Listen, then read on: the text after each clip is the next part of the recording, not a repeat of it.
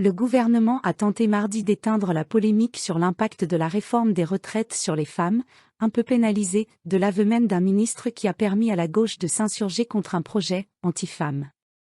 Je ne peux pas laisser dire que notre projet ne protégerait pas les femmes.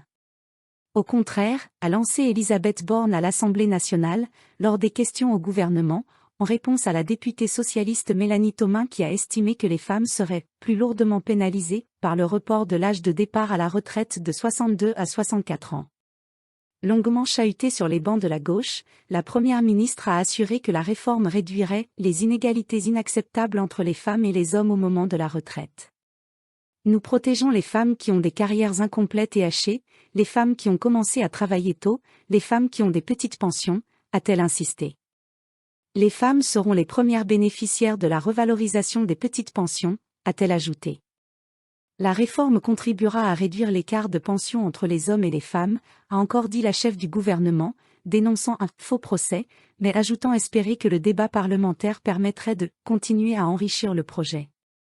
La polémique est née d'un document dévoilé lundi, présenté par le gouvernement comme une étude d'impact de la réforme.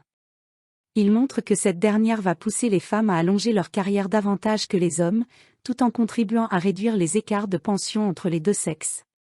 Les femmes sont un peu pénalisées par le report de l'âge légal, on n'en disconvient absolument pas, avait assuré lundi le ministre des Relations avec le Parlement Franck Riester.